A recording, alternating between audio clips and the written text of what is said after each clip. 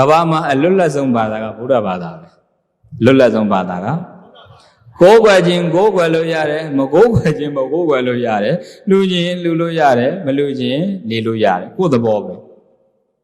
Bama PR in a Balakwana Nemashu.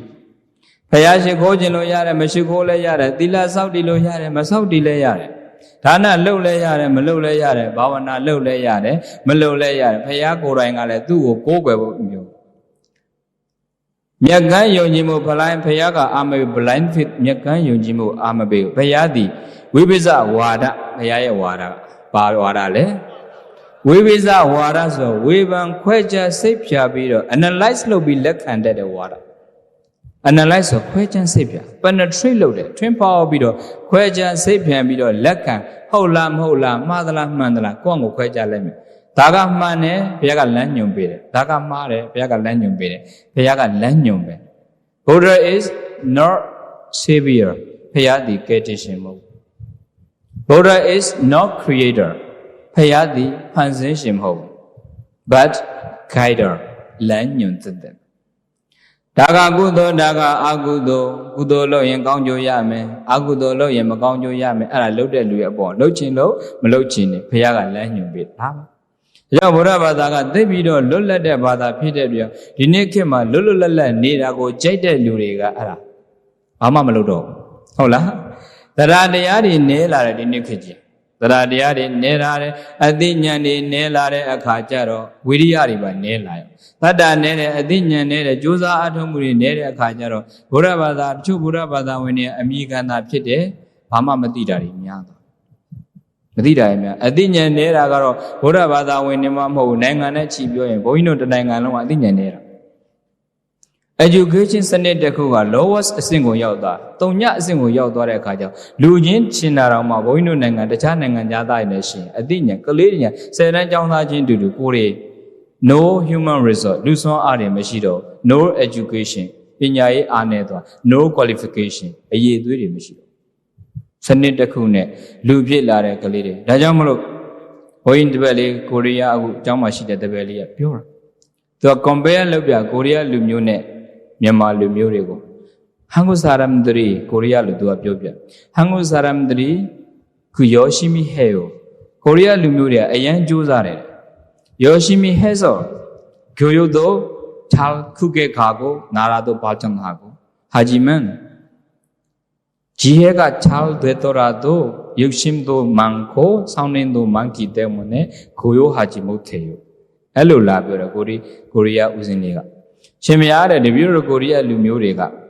အခုနောက်ပိုင်းဒါကြိုးစားတဲ့အတွက်ကြောင့်ပညာရေးကအရင်အဆင့်မြင့်သွားပညာတတ်သွားတယ်ပညာတတ်တွေများလာတဲ့အခါကျဒီလိုနိုင်ငံကအခုပညာနဲ့နိုင်ငံကိုတည်ဆောက်တော့နိုင်ငံတိုးတက်တယ်ဗျာ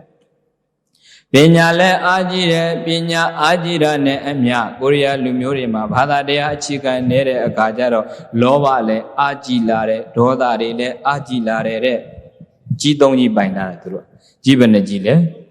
ပညာလည်းကြီးတယ်လောဘလည်းကြီးတယ်ဒေါသလည်းကြီးတယ်ပညာကြီးတဲ့အတွက်ကြောင့်တိုင်းပြည်အတိုးတက်တဲ့လောဘကြီးတော့မငြိမ်းချမ်းဘူးဒေါသကြီးတော့မငြိမ်းချမ်းဘူးတတ္တဝါတွေလောဘဒေါသကြီးရင်ငြိမ်းချမ်းလားမငြိမ်းချမ်းဘူး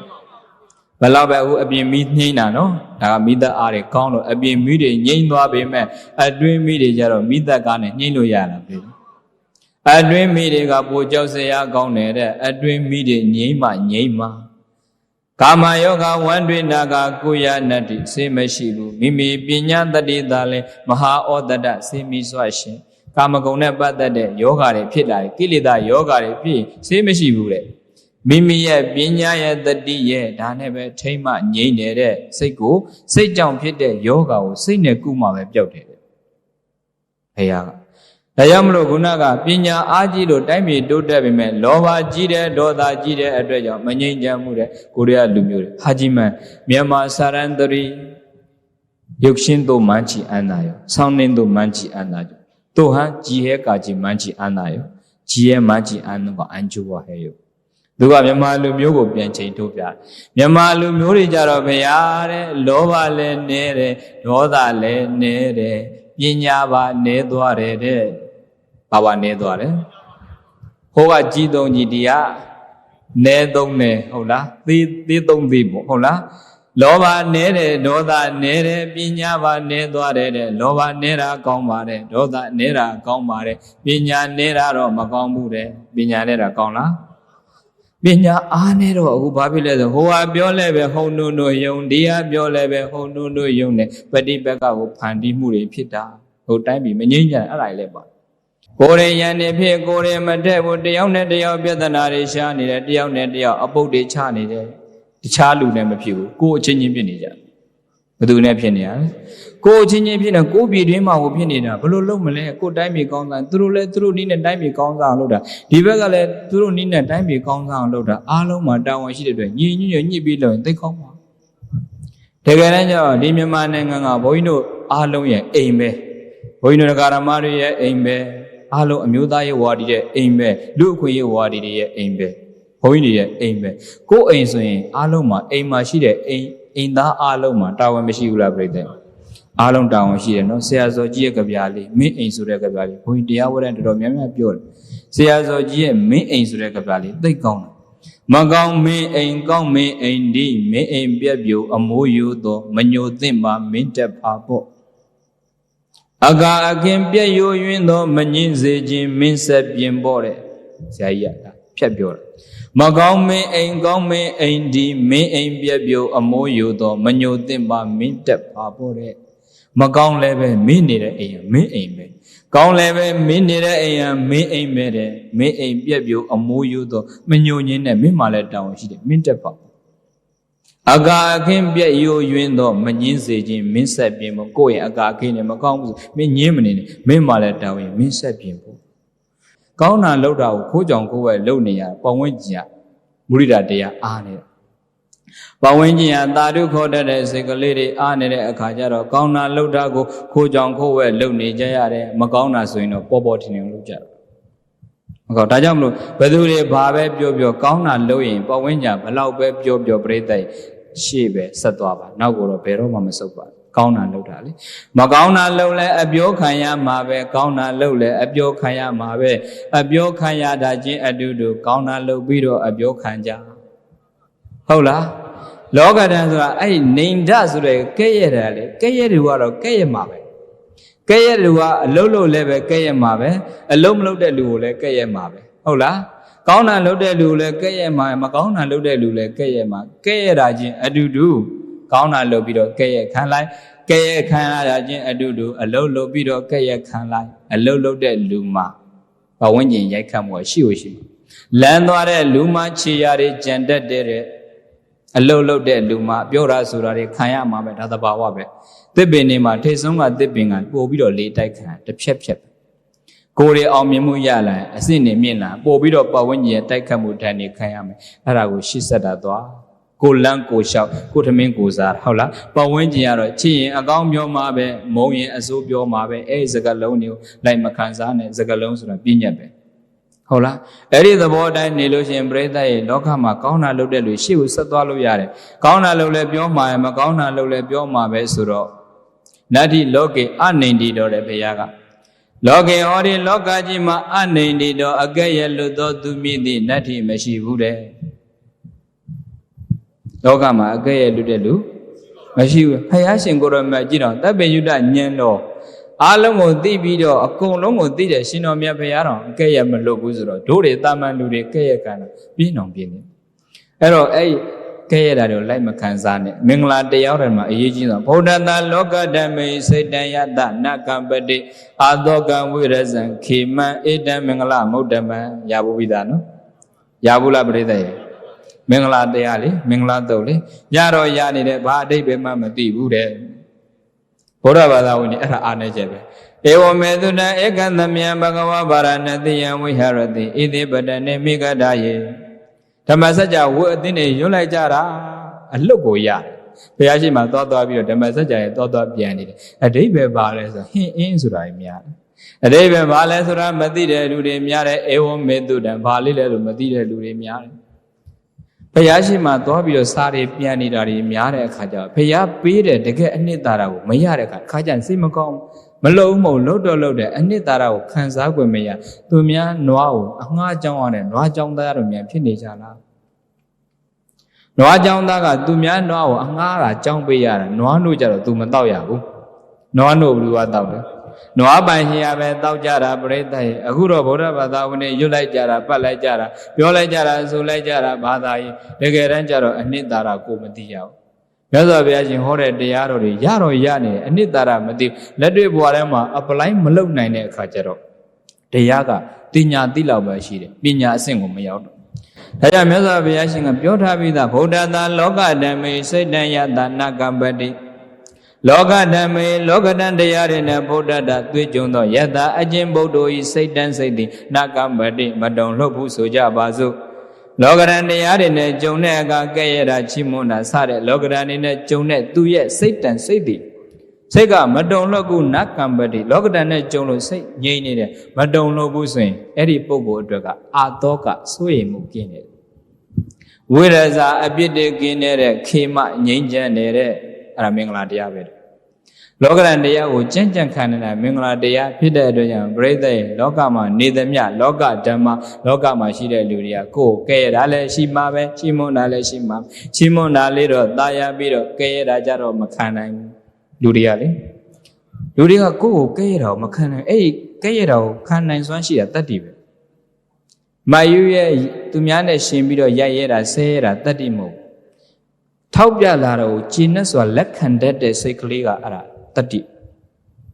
ဒါကြောင့်နည်းနည်းလေးအပြည့်ပြောရင်မခံနိုင်စိတ်ကမခံစားနိုင်အမင်းဒါလေးလောက်တာမှားနေငါလောက်ရသေးတယ်လောက်လေးလောက်ရသေးအပြောလက်ခံအဲ့လိုဖြစ်တယ်တကယ်တမ်းကျအဲ့ဒါလေးကိုကိုယ်လက်ခံဟုတ်လားပြန်စင်ဟုတ်တာပဲမှားနေလက်ခံထောက်ပြတာကိုကျင့်နဲ့ဆိုတာလက်ခံတတ်တဲ့စွမ်းအားတွေတတ္တိလို့ခေါ်တယ်ပြီးလို့ရှိရင်အဲ့ဒီတရားကိုပြုပြင်နိုင်မှုစွမ်းအားတွေလည်းတတ္တိပဲအမှားကိုပြုပြင်နိုင်အတ္တသမပဏိတိမင်္ဂလာတရားတော်တွေမှာ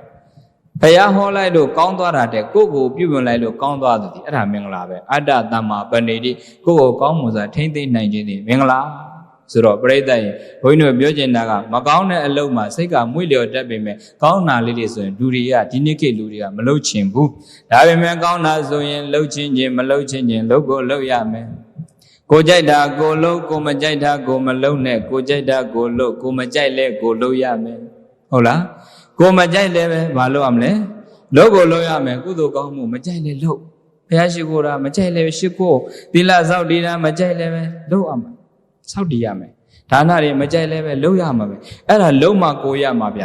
ဘုရားဘာသာဝင်တွေမှာလေကုသိုလ်ကောင်းမှုဆိုတာကတိတန့်လုပ်ပြီးယူမှရတာနော်ကုသိုလ်ကောင်းမှုဆိုတာတိတန့်လုပ်ပြီးယူရတယ်မကောင်းမှုအကုသိုလ်ဆိုတာတစ်ခါကျအဲ့ရကနိုးတယ်နဲ့မကောင်းမှုကဝင်တယ်ဘုရားဘာသာဝင်တွေမှာမြတ်စွာဘုရားရှင်တိုင်းဟောတဲ့တရား၃မျိုးရှိတယ်သဗ္ဗပါပတ္တအကရဏံနဲ့မကောင်းမှုကိုမပြုအောင်အရင်ဆုံးရှောင်ကျင်ရမယ့်အချက်ကိုယ်တလန္တဥပသမ္ပရံဒုတိယကကျင့်သုံးရမယ့်အချက်သစေတပရိယောဓပနံတတိယအချက်ကပယ်ရှားရမယ့်အချက်၃ချက်အရင်ဆုံးရှောင်ကျင်ပါတဲ့ဘာကိုရှောင်ကြမယ်အကုသိုလ်ရှောင်ကြဟုတ်လားမကောင်းမှုကိုရှောင်ခိုင်းတာရှောင်ပြီးတော့မကောင်းမှုရှောင်နဲ့ကုသိုလ်ရလားဆိုကုသိုလ်ကြောင့်တိတ္တလုပ်ယူရသေးတာကုသလတ္တဥပသံပဒံတိတံလုပ်ယူရတယ်တဲ့အဲ့လိုကုသိုလ်အကုသိုလ်ရှောင်ပြီးကုသိုလ်လေးတွေပြည့်နေပြီဆိုသစိတပရိယောဓပနံစိတ်ကိုဖြူစင်အောင်ထားလိုက်စိတ်ကိုဖြူစင်အောင်ထားဆိုတာကိလေသာဈာမခိုခိုင်းတာစိတ်တွေညင်နွမ်းတယ်ဆိုတာကိလေသာဈာခိုသွားလို့ညင်နွမ်းတာလောဘဖြစ်တဲ့စိတ်သည်ညင်နွမ်းတဲ့စိတ်ပဲဒေါသဖြစ်တဲ့စိတ်သည်ညင်နွမ်းတဲ့စိတ်ပဲမာနဖြစ်တဲ့စိတ်သည်ညင်နွမ်းတဲ့စိတ်ပဲအဲ့ဒါတွေဈာမခိုနဲ့အဲ့ဒါသစိတပရိယောဓပနံဒါတွေကိုဖယ်ရှားလိုက်အဲ့ဒီအစဉ်30နဲ့ကျင့်သုံးတယ်။ကြောင့်ဘုရားရှင်ကိုရောမြတ်တိုင်းပြောတာသဗ္ဗပါပတ္တအာဂရဏံကုသလတ္တဥပတံပဒံသစိတပရိယောဓပနံဧတံဗုဒ္ဓနာသဒနံဧတံအချက်၃ချက်ကိုဗုဒ္ဓနာဘုရားရှင်တို့ဤသာသနာဆုံးမချက်ပါပဲတဲ့ဒီအချက်၃ချက်ဒီဘုရားတိုင်းနောက်တဲ့အရိမိတေဘုရားပွင့်လည်းပဲဒီအချက်ကိုမိမှာပဲမကောင်းမှုကိုရှောင်ကြကွာကုသလတ္တဥပတံပဒံကောင်းမှုကိုရသလောက်လုပ်ကြကွာသစိတပရိယောဓပနံစိတ်ကလေးကိုဖြူစင်အောင်ထားလိုက်စမ်းပါတဲ့စိတ်ကလေးညစ်နွမ်းရင်စိတ်နွမ်းတော့ကိုကြည်ဆိုအဲ့ဒါပဲစိတ်ထောင်းတော့ကိုကြည်စိတ်ကအဓိကပဲစိတ်မှာဈာမခိုစေဘာမှအကြာကြီးမရှိအဲ့ဒါတွေသိမ့်မထားနဲ့စိတ်ကိုလေးလံစေမဲ့အကုသိုလ်မှန်သမျှခေါင်းထဲမှာအကြာကြီးထည့်မထားနဲ့ထည့်ထားရင်ကိုယ်ပဲပင်ပန်းအရင်ဆုံးလက်ခံရင်လက်ခံတဲ့လူကခံစားရတာဒါကြောင့်မသစိတပရိယောဓပနံမိမိစိတ်ကလေးဖြူစင်အောင်ထားဖို့ကနောက်ဆုံးအချက်အကုသိုလ် ကြိုက်ပေမဲ့အာဟုသောမလုပ်ရမကောင်းမှုအာဟုသောကိုမကြိုက်မကောင်းမှုအာဟုသောကိုမလုပ်ရဘူးတဲ့ကုသိုလ်ကောင်းမှုဆိုတာကမလုပ်ခြင်းပဲနဲ့လုပ်ရမယ်တဲ့ကိုကြိုက်တာကိုလုပ်ကိုမကြိုက်လဲကိုလုပ်ရမယ်ဒုတိယအချက်ကိုကြိုက်တာကိုလုပ်ကိုကြိုက်တဲ့အရာတွေကိုလုပ်ရမယ်ကိုမကြိုက်တာကိုမလုပ်နဲ့ကိုမကြိုက်တဲ့အရာတွေကိုသူများကိုမလုပ်မိပါစေနဲ့ဒုတိယအချက်ကကိုကြိုက်တာကိုလုပ်ကိုမကြိုက်လဲကိုလုပ်ရမယ်ဟုတ်လားဘာလို့လုပ်ခိုင်းတာလဲကုသိုလ်ကောင်းမှုကိုမလုပ်ခြင်းလဲလုပ်တာပဲလုပ်ခြင်းလဲလုပ်နောက်တစ်ချက်ကကိုကြိုက်တာကိုလုပ်ကိုကြိုက်လဲပဲကိုမလုပ်နဲ့နောက်ဆုံးချက်ဟုတ်လားကိုကြိုက်တာကိုလုပ်ကိုကြိုက်လဲပဲကိုမလုပ်နဲ့ဆိုတာတချို့ကမကောင်းတာတွေမှသိကြိုက်တာဟုတ်လားအဲ့ဒါတွေကိုကြိုက်တိုင်းနဲ့မလုပ်နဲ့ဒါကိုကြိုက်တိုင်းလဲကိုမလုပ်နဲ့တဲ့ကိုကြိုက်တာကိုလုပ်ကိုကြိုက်လဲပဲကိုမလုပ်နဲ့မကောင်းတာကြိုက်တာပေါ့အရက်တော့ရတာကြိုက်တာအပျော်ပါလိုက်စားရကြိုက်တာပဲနိုင်ကလသွားရကြိုက်တာပဲပျော်ရအပါရကိုကြိုက်တာပဲဒါပေမဲ့ကြိုက်တိုင်းလဲမလုံးနဲ့ကြိုက်တိုင်းလုံးအောင်မလားမကောင်းမှုအကုသိုလ်ဆိုကြိုက်တိုင်းမလို့ကိုကြိုက်တိုင်းလဲကိုမလုံးနဲ့ဆိုတာပုရုဇဉ်သဘာဝမကောင်းတာသိကြိုက်တာပေါ့ဒါပေမဲ့လဲကြိုက်တိုင်းမလုံးရအောင်ရှောင်လိုက်ပါအရက်ကြိုက်တာပဲဒါပေမဲ့အဲ့ဒီအရက်ကိုဖျက်နိုင်အောင်ကြိုးစားရတယ်မစိချို့ဟာတွေမကောင်းတာတွေကြိုက်တာပဲကြိုက်တယ်မဲ့အဲ့ဒီကြိုက်တာလေးကိုအစလုံးမိတဲ့တည်းနဲ့အဆုံးမကြီးဖြစ်တဲ့အစကိုမစားမိစေနဲ့ကြိုက်တိုင်းလည်းမလို့ရဘူးတချို့အာယုန်တွေကကြိုက်တာပဲရတ္တတဏပြိတ္တရဲ့တန်စစ်လွန်ပေးတယ်လွန်သွားရင်အကုန်ဘေးဖြစ်တာပဲအဲ့ဒီရတ္တတဏအာယုန်တွေထဲမှာအဆိုးဆုံးတဏကရတ္တတဏပဲဘာတဏလဲအယတာအဲ့ဒီအယတာပေါ်မှာလိုက်ပြီးခံစားနေတဲ့အဲ့ဒီတဏကအဆိုးဆုံးဒါကြောင့်လူတွေရှာနေတာကအဓိကအဲ့ရှာအလဲကောင်လေးကိုဖြတ်တဲ့အခါမှာခံစားဖို့ဆိုပြီးရှာသမုဒ္ဒရာဝမ်းတတော်မို့လို့ပဲဝမ်းတထောင်လောက်များဆိုရင်ဘယ်လိုလုပ်မလဲနေတိုင်းဖြည့်နေရတဲ့ဒီဝမ်းပိုက်လေးတထွာပဲရှိတယ်နော်သမုဒ္ဒရာကြီးလိုပဲဖြည့်တဲ့လောက်မပြည့်ဘူးလူတွေဆိုရင်တစ်နေ့ဘယ်နှကြိမ်ဖြည့်တယ်3ကြိမ်ဖြည့်ရတခါကြားမှာရှိသေးတယ်ဖြည့်တာလေဖြည့်တဲ့လောက်လည်းမပြည့်ဘူးပြိတ္တိုင်အဲ့ဒီအဖြည့်မြဖြည့်တဲ့ကျန်တဲ့ချိန်ပဲဖြည့်လဲဆိုဘယ်အတွက်လေးအာယုံခံရလဲဒီရှာအလဲလေးကိုဖြတ်တဲ့အချိန်လေးပဲအာယုံခံအဲ့ဒီအချိန်လေးကိုခံစားဖို့ဆိုပြီးရှာလိုက်ရတာဘလောက်ပင်ပန်းလဲဘလောက်မြတ်ဖန်တီးလိုက်ရတယ်အယတာခံတယ်ဆိုတာရှာမှာအလဲမှာရှိတဲ့ဇိန်ဝါပတာဒကခံစားတာဘာခံစားတာနေမကောင်းလို့ဇိန်ဝါပတာဒလေးပြက်နေအယတာရှိအောင်မလားလဲเจ้าနှရောက်မရှိတော့ဘူးဒီအဖြစ်မှလည်းပဲဘာအရသာဆိုတာမသိအဲ့ဒီရှာအလဲလေးကိုဖြတ်တဲ့အကြိုက်တန်လေးလူတွေဒီလောက်ပင်ပန်းတာဒါကြောင့်မြတ်စွာဘုရားရှင်ကအာဟာရပဋိကူလတင်ညာအာဟာရမှာဆင်ခြင်ပြီးစားပါဆင်ခြင်ပြီးစားရင်ဘိုက်ပြစ်သွားရင်ပြီးတာပဲဘုန်းကြီးတို့ကိုရီးယားနိုင်ငံမှာကြောင်းတက်တယ်တကယ်ချင်းတစ်ပတ်ကမစားနိုင်ဘူးမစားနိုင်တဲ့အခါကျတော့သူ့မှာရတဲ့မြတ်စတိုင်ပင်လေးတွေကိုယ့်အောင်ဝယ်စားတာကိုစားကြတာသူစားနေစားသူ့မှာလောက်ကုန်တော့အကျွေးတင်ဘုန်းကြီးကစတိုင်ပင်2သိန်းရတယ်ပူတော်ပို့သေးတယ်ဘာဖြစ်လို့လဲဆိုတော့အာဟာရပဋိကူလတင်ညာသူတို့ကဖေတေရီယာမှာသူတို့ကျောင်းမှာရှစ်တန်းမှာကျွေးတာတွေဘုန်းကြီးကအကုန်စားတာသူတို့လူမျိုးတော်စားသေးတယ်မသေးလို့စားတာနေမှာဟုတ်လားမသေးလို့စားတာငါလည်းစားနိုင်အောင်ကြိုးစားမယ်အရသာဆိုရှာလေးဖြတ်တဲ့အချိန်လောက်ပဲဆိုအဲ့လိုကိုယ့်ကိုဆုံးပါပြီစားဘိုက်ပြေသွားတယ်ပြီးသွားတာဘိုက်ပြေသွားပြီဆိုရင်ပြိဿရဲ့ဘလောက်ပဲအရသာရှိတဲ့အစားအစာပဲဖြစ်ဖြစ်အရသာမရှိတော့ဘူးဟုတ်လားဘိုက်မပြေခင်တာစားကျင်တာလေအရသာမရှိတော့ဘူးဒါကြောင့်အဲ့ဒီရှာလေးမြန်ပြက်သွားလို့ရှိရင်ဘာမှရတံမရှိတော့အဲ့ဒီစိတ်ကလေးကလည်းရှိသေးရှာလေးကပြက်ပြင်းမဲ့စိတ်ကလေးကစားခြင်းတဲ့အခါကျတော့လူတွေကဖန်တီးပြန်ပြုတ်နေမကောင်းနေတော့မကောင်းတာဘာလေးတော့စားခြင်းညာလေးတော့စားခြင်းတာရှိဘုန်းကြီးဆရာတော်ကြီးတပါရှာကင်စာဖြစ်တယ်ရှာကင်စာဖြစ်တော့အဲ့ဒီရှာကစားလို့မရအောင်အစားအသောက်တွေကိုဂလူးကိုတွေကိုအရည်တွေကိုဘယ်ကနှာခေါင်းပေါက်တဲ့ပိုက်လေးနဲ့ထိုးပြီးသွင်းပြီးအစားအသောက်ကိုဗိုက်ထဲကိုထည့်ရတနေ့တော့ဆရာတော်ကြီးကသူ့တက္ကမလေးကပ်ပြရကိုပြောတယ်သမီးရဲ့ဖုံရွှေရင်အေးလေးဖုံးပေးခြင်းလိုက်တာအဲ့ဒါတက္ကမကလည်းသွားပြီးရွှေရင်အေးလေးကိုဘုန်းကြီးကိုကတ်ဘုန်းကြီးကတော့ဘုန်းကြီးကဗဇက်နဲ့မှစားလို့မရတာနှာခေါင်းဘောက်ကပဲထည့်တာစိတ်ကြီးမကောင်းလို့ရှားတာပြက်နေတာရတ္တတဏစိတ်ထဲကစားခြင်းတဲ့အခါကျတော့သွားဝယ်ပြီးတော့စားရတာပဲဒါပေမဲ့ပြိဿရဲ့အဲ့ဒီစားတဲ့ဟာလေးကရှားကမပြတ်ပဲနှာခေါင်းဘောက်ကသွင်းတော့အရသာဆိုရှိသေးလားစိတ်ပဲစိတ်ကအရေးကြီးတာပဲဒါကြောင့်မလို့ရတ္တတဏမှာမตายရဖို့ကျင်ဘုန်းကြီးတို့ကိုရီးယားရောက်တော့အသားတွေစားတယ်ကိုရီးယားလူမျိုးတွေကသူတို့ဘုန်းကြီးကတတ်လို့ပဲစားတာ vegetarian နေပဲသူက vegetarian အတတ်လို့ပဲရာချဲပဲဂျီရှိ အဲ့ဒါတွေပဲစားတာ तू ကအသီးနှံတွေပဲစားတယ်ဒါပေမဲ့ကျောင်းထဲမှာတော့အသီးနှံစားတာနော်အပြင်မှာကျတော့ तू အသားစားတာ तू အပြင်ခိုးသွားထွက်သွားလို့ရှိရင်ကိုရီးယားဘုန်းကြီးခိုးစားတာရှိတယ်အစားတော့အသားစားကျင်တာဘုန်းကြီးတို့ကတော့မဟုတ်ဘူးစုံဝိုင်းမှာလက်ကတ်တာအကုန်စားတာပဲဆိုတော့ကိုရီးယားတက္ကမကြီးဆွနေခိုကီမာနီမောက်ချီမဆဲကိုကိုကီမောက်ကမျိုးအန်သွဲကိုသူတို့ကပြောတာရှင်များအသားတွေအများကြီးမစားပါနဲ့သားတွေစားတာမကောင်းပါဘူးပါညာဒီလိုဘုန်းကြီးနဲ့အသားမစားဘူးတဲ့တတ်လို့ပဲစားတာအဲ့ဒါဘုန်းကြီးတို့မြတ်စွာဘုရားရှင်ကတော့တတ်လို့စားဖို့တော့မဟောဘူးမြတ်စွာဘုရားရှင်သည်ယတတဏမဖြစ်ဖို့အစာအသောက်ပေါ်မှာတဏမဖြစ်ဖို့ပဲဟောတယ်တဲ့ဘုန်းကြီးနေဆိုဆုံးကန်စားတာလောင်းနေလှူပြီးအဲ့ဒီပုံမှာစားတာဒါကြောင့်မလို့ပရိသတ်တတ်လို့စားခြင်းမစားခြင်းတဲ့အဲ့ဒီအစားအသောက်ပေါ်မှာရတ္တတဏရှိခြင်းမရှိကအရေးကြီးတာတချို့တတ်လို့တော့စားပါတယ်ဒကမကြီးတရားပဲတပည့်တော်ဗျာအရှင်မြတ်ဒကာကြီးတတ်လို့မြန်မြန်ထွက်စေခြင်းပြီဘာဖြစ်လို့လဲအရှင်မြတ် तू တတ်လို့9ရက်စားတာတပည့်တော်မခေါင်းကိုပြီးတောက်နေဟိုဟာလေးပြင်ကျွေးရဒါလေးပြင်ကျွေးရဟိုဟာလေးတခါအသားတို့ဆိုတာလှုပ်သေးတယ်ဗျာတဲ့တတ်လို့သမားကကြက်သားကြက်ပေါင်နဲ့တူအောင်အသားတူတွေရှိတယ်တတ်လို့ဂျုံနဲ့လှုပ်ထားတာလေကြက်တောင်ကြက်ပေါင်အရသာပဲကဲစားတော့တတ်လို့စားတဲ့အသားအရသာဖန်တီးပြီးစားတော့ဘာထူးမှလဲဟုတ်လားရတ္တတဏမဖြစ်ဖို့အရေးကြီးတာဗျာဘုန်းကြီးတတ်လို့စားတဲ့လူတွေအပြစ်ပြောတာမဟုတ်ဘူးစားလို့ရပါတယ်မေတ္တာနဲ့စားပါငါမစားလိုက်တော့ငါအသားမစားလို့တတ္တဝါတွေအသားနည်းသွားမယ်ရော့သွားမယ်စားတဲ့တတ္တဝါတွေနည်းသွားမယ်အဲ့လိုမတွေးနဲ့တတ်တဲ့လူကတတ်နေမှာစားတဲ့လူကစားနေမှာကိုယ်ဘယောကမပါရင်ပြီးတော့ဒိဋ္ဌသုဒ္ဓပရိသင်္ကိတယုံမတန်တရားကင်းရင်စားလို့ရတယ်ကိုယ်ဘယောကမပါရင်ပြီးရောအဓိကရတ္တတဏမဖြစ်ဖို့အရေးကြီးတာပရိသတ်ဒါကြောင့်မလို့တတ်လို့ဆိုအော်ကြီးဟစ်ကျဲလုံနေပြီးတော့အဲ့ဒီတတ်လို့ပုံရတ္တတဏတွေနဲ့အသားစားတဲ့လူတွေပို့ပြီးတော့ပင်မနဲ့ပို့ပြီးတော့တဏတွေဒိုးရဆိုရင်တတ်လို့စားခြင်းရဲ့အဓိပ္ပာယ်မပြေဝဘူး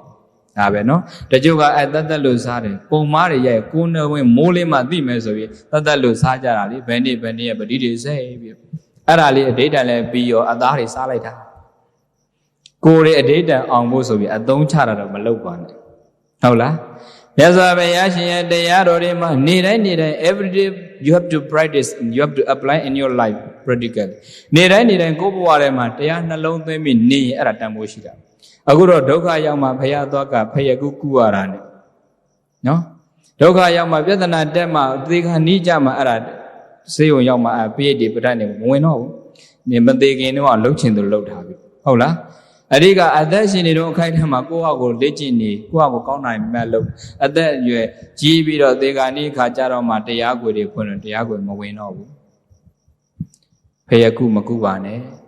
ဘုရားသားလေးဆိုတော့အသုံးချဖို့မဟုတ်ဘူးတဲ့လိုမှအသုံးချပြီမလိုရင်ဘုရားကိုလက်မကြည့်တဲ့ပုံစံမျိုးတော့မလုပ်နေတိုင်းနှလုံးသားထဲမှာဘုရားတဲနေလို့ရှိရင်အဲ့ဒါကိုယ့်အတွက်မြတ်စွာဘုရားရှင်တရားတော်တွေကအားပဲယောဓမ္မပတ္တိသောမပတ္တိတဲ့ယောအခြင်းပုဂ္ဂိုလ်သည်ဓမ္မတရားကိုပတ္တိမြင်ရင်သောထိုတရားကိုမြင်တော့သူသည်မင်္ဂဘုရားကိုပတ္တိမြင်မဲ့တဲ့တရားကိုမြင်မှတရားအတိုင်းကျင့်မှဘုရားကိုမြင်တယ်ဟုတ်လား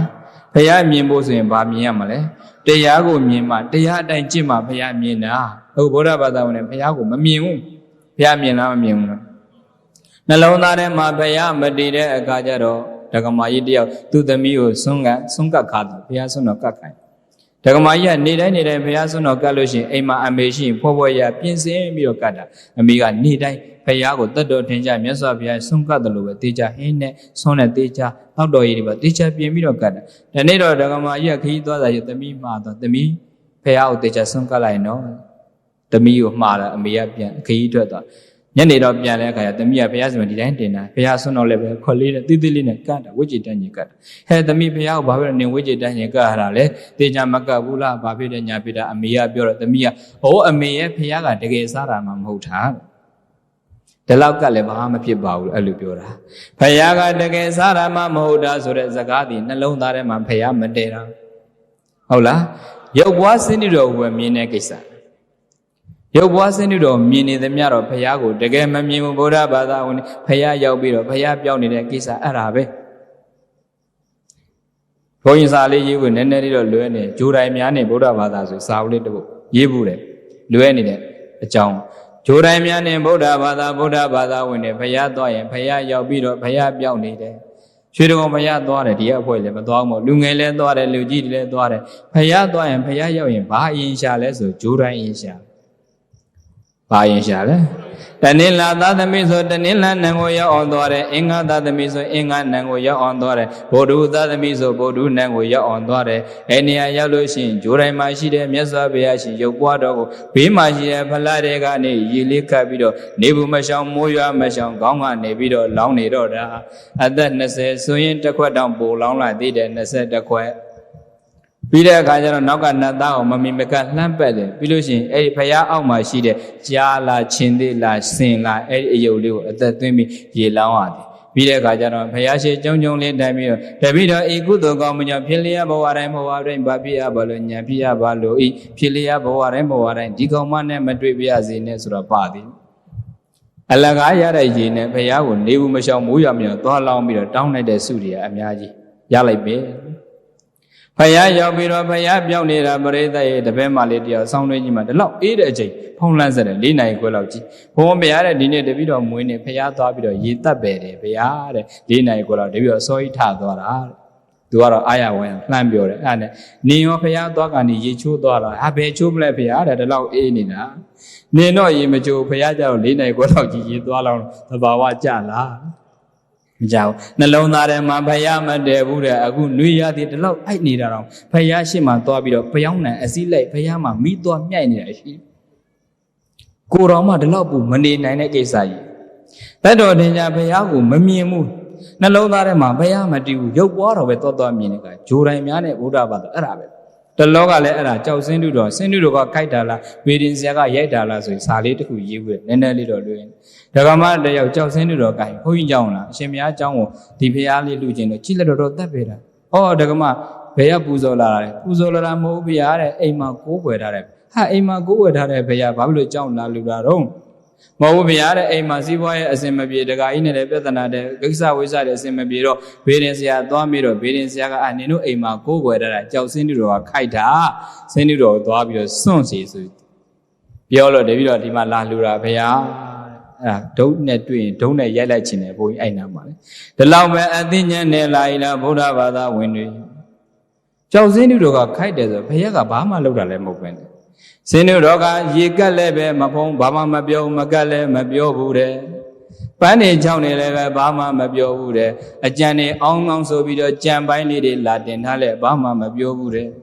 နော်အမြင့်ထွက်ရင်ကြာကြာခံနေဆိုပြီးတော့ဇောစိမ့်နေဇောကြတယ်ရေတွေပုတ်အောင်ထားပြီးလာတင်ထားလဲပဲဖယားဘာမှမပြောဘူးတဲ့စွန်းတော်ကပ်ပြီးတော့ပဲစိတ်တွေတက်ပြီးတော့ထမင်းချောက်တဲ့အထိထားလဲပဲဘာမှမပြောတဲ့ကြောက်စင်းတူတော့ခိုက်တယ်ဆိုတော့သဘာဝကြရလားကြောက်စင်းတူတော့ခိုက်တာမို့ဘေဒင်ဆရာကရိုက်တာအဲ့ဒါပဲနှလုံးသားထဲမှာဖယားမတည်တဲ့အခါကျတော့ပေါက်တက်ခဲ့တယ်လို့တော့ဗုဒ္ဓဘာသာဝင်တွေဖယားရောက်ပြီးဖယားပြောင်းနေတယ်ဆိုအဲ့ဒါပဲပြိတ္တဒါကြောင့်မလို့တတ်တော်တင်ညာဖယားရှင်ကိုအာယုံပြီးတော့ရှင်အာနန္ဒမတေကြီးမြတ်စွာဘုရားရှင်ပြိဋိဘံစံတော်မူသွားလဲပဲလေမြတ်စွာဘုရားရှင်ရှိတဲ့အတိုင်းပဲသူ3လလောက်ကလက်ကတော့တင်ပြီးတော့မြတ်စွာဘုရားရှင်ရှင်ပြဒီချင်းမျက်နာသစ်တော်ရေသုံးဆောင်ရမယ့်အချိန်မှာဖယားလက်ကတော့လေးတင်ပြီးလျှောက်ဒီချိန်ကဆုံးဖုံပေးရမယ့်အချိန်မှာဖယားဆိုပြီးတတ်တော်တင်ညာဖယားရှင်ကိုတကယ်ရှိနေတဲ့အတိုင်းသူအလုပ်ကြီးပြုနေတော့ပဲတဲ့ဘုရားဘာသာဝင်နေမှာဖယားကိုကြည်ညိုတဲ့ရင်အဲ့လိုကြည်ညိုတာကောင်းဖယားရှင်ရှင်းနေတာကောင်းဖရှင်အာနန္ဒမထေရတော့မလုံနိုင်နေပဲတတ်တတ်ရဲ့တန်တန်ရှင်းရှင်းနှလုံးသားထဲမှာဖယားတည်နေလို့ရှိရင်နေရာတိုင်းမှာဖယားရှိတယ်အခုတော့အိမ်ကဖယားတော့မကိုးကွယ်ဘူးဖယားဘူးဆိုပြီးထွက်လိုက်ကြတာရံဖြစ်ပြီးတော့ပြန်လာကြတယ်ဖယားဖူးတာမဟုတ်ဖယဲလေထွက်တယ်ပေါ့ဒါကြောင့်ဆိုအတွဲလေးနဲ့ကြိုက်တီးကိုသွားတာဖယားကို3ချိန်လောက်ဥချပြီးတော့ကျန်တာအတွဲနဲ့ရှောက်တယ်ဖယားဖူးတာနည်းနည်းလက်ဥတူတာကမြန်မြန်ဖြူစရာတော့ကြီးကပြောတယ်အဲ့ဒါနင်တို့ဖယားဖူးတော့တာဖယဲလေထွက်တယ်ခေါ်တယ်ဖယားတွေရှောက်လဲပြီးတော့ပြန်လာရံဖြစ်ပြီးတော့ပြန်လာအိမ်ကဖယားအားနာကြပါဦးနေရာတိုင်းမှာနှလုံးသားထဲမှာဘုရားတည်မယ်ဆိုရင်နေရာတိုင်းမှာဘုရားရှိတယ်လူတိုင်းမှာဘုရားရှိတယ်ဒါ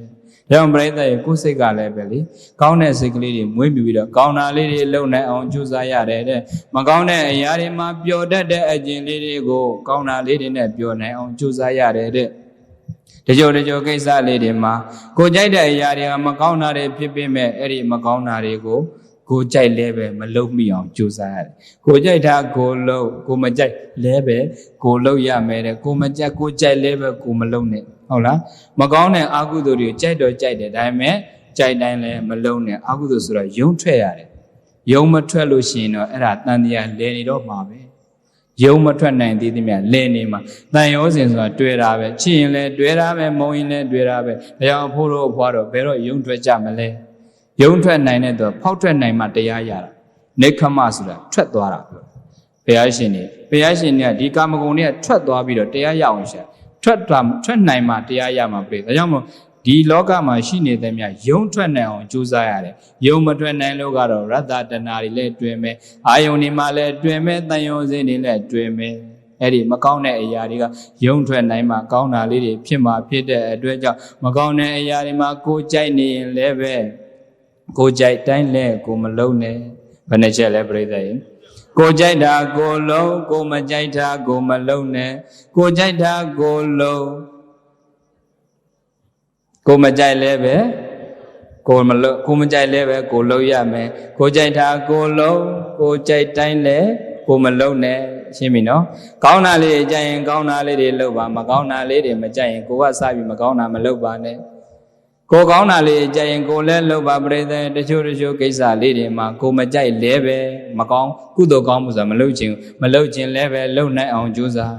ကိုကြိုက်တာကိုလုံးကိုကြိုက်တိုင်းလဲကိုမလုံးနဲ့ဆိုတာမကောင်းတဲ့အာယုန်တွေကိုသိကြိုက်တာပဲဒါပေမဲ့လည်းအဲ့ဒီကြိုက်တာလေးတွေကိုယုံထွက်ပြီးတော့မလုပ်ပဲနေနိုင်အောင်ကြိုးစားဗုဒ္ဓအလိုကြကိုကြိုက်တာကိုလို့ဆိုတဲ့တရားပုံပေါ်သွားပြီဖြစ်တဲ့အတွက်ကြောင့်ပြိဿရဲ့ကိုဟာတာကိုစင်ကျင်ပြီးတော့ကိုကြိုက်တာလေးတွေရွေးချယ်ပြီးတော့လုပ်ကြပါမကောင်းတဲ့ဟာတွေဆိုရင်ကိုကြိုက်လဲပဲမလုပ်ကြပါနဲ့ကောင်းတာလေးတွေကိုကိုမကြိုက်လဲပဲလုံနိုင်အောင်ကြိုးစားအဲ့ဒါဗုဒ္ဓအလိုကြတရားပဲလေပရိသတ်ဒါကြောင့်မလို့တဏ္ဍဝါရင်အလုံးလို့တဲ့အခါမှာစေတနာလေးတွေနဲ့မှန်ကန်တဲ့အလုပ်လေးတွေမှာဉာဏ်လေးရှင်ပြီးတော့ကောင်းတာလေးတွေကိုလုံနိုင်အောင်ကြိုးစားရမယ်လို့စေတနာကမ္မံဘိ